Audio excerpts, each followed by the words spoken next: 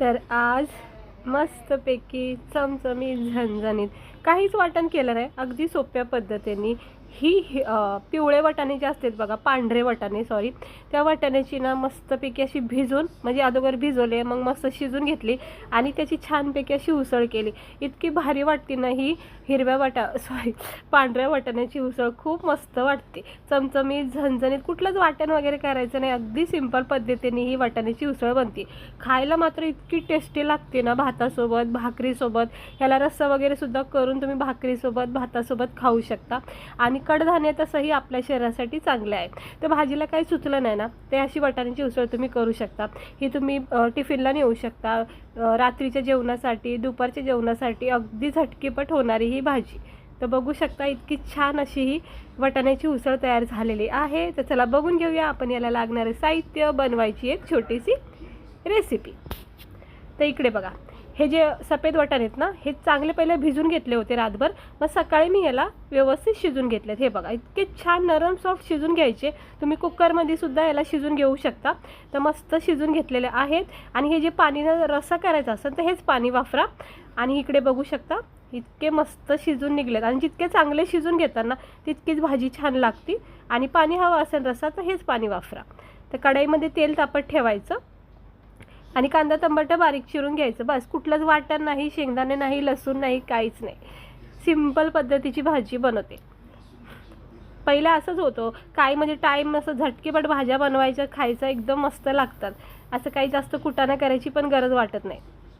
आता जिरे टाकलेत आणि कांदा टमाटर मी मस्त परतून घेतले. एक मोठा कांदा आणि मोठा टमाटर चिरून घेतले.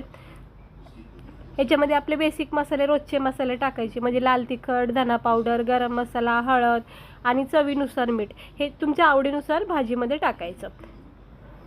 तर ही वाटाणा उसळला, म्हणजे हिरवे वाटाणे असतात किंवा असे पांढरे पिवळे वाटाणेसुद्धा भेटतात, त्यापैकी हे वाटाणे. आता मी इकडं चवीनुसार मीठ, हळद, मीठ, गरम मसाला सगळे साहित्य टाकून घेतले आणि चांगलं तेल परतून, तेलामध्ये जरा मसाला हा परतून घ्यायचा कांदा टमाट्यासोबत. पाहू शकता तुम्ही, गॅस स्लोच ठेवायचा आणि चांगला परतून घ्यायचा.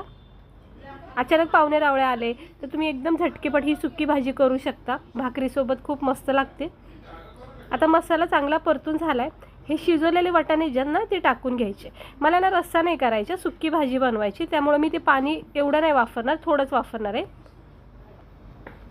आता हे सगळे वाटाणे ना ह्या मसाल्यामध्ये अशी एकजीव करून घ्यायची, व्यवस्थित कोटिंग लावून घ्यायची मसाल्याची. आणि याच्यामध्ये मी थोडंसं ते मसाल्याचं पाणी टाकते शिजवलेलं. ह्याची खूप चव येते भाजीला. ह्याच पाण्याची तुम्ही मस्त अशी रश्श्याची उसळसुद्धा बनवू शकता. आता ह्याच्यावर झाकण ठेवायचं. एक आपला भाजी मसाला, म्हणजे गरम मसाला भेटतो बघा, तो याच्यात टाकायचा. त्या मसाल्याने चव तर छान येते, दुसरी गोष्ट ना रंग सुंदर येतो भाजीला. तर मी असा मसाला 1-1.5 चमच्याच्या अंदाजाने टाकून घेतला आहे आणि व्यवस्थित मिक्स केलेला आहे. हे पाहू शकता, रंग बघा किती मस्त चेंज झाला आहे का नाही. आता याच्यावर झाकण ठेवायचं आणि 1-2-3 मिनटं द्यायचं, कारण वाटाणे शिजून निघलेत, काही वेळ लागणार नाही. फक्त थोडाफार जरा कच्चे असतील ते शिजले जातील. आणि हा रस्सासुद्धा मला कमी करायचा, पण तुम्ही वाढू शकता रस्सा त्याच शिजवलेल्या पाण्याने. झाकण ठेवायचं आणि स्लो गॅसवर भाजी सुकी होऊन द्यायची. तर पाहू शकता जसं जसं वेळ जातो आहे तसं तसं हा रस्सासुद्धा आटला जातो आहे आणि वाटाणे आपले अजूनही चांगले नरम सॉफ्ट पडले चालले. पाहू शकता मस्त झाली आहे.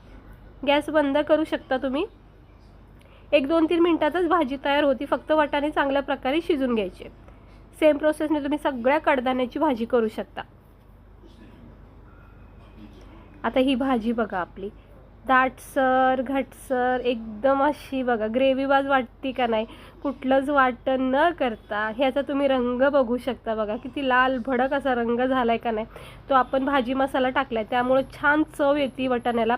आणि पाहू शकता बघा, मग असं वाटतं मसाला वाटला आहे, इतकं छान ग्रेव्हीबाज झाला आहे का ना आपला हा सोप्पाच वाटाणा, पण किती मस्त दिसतोय बघा.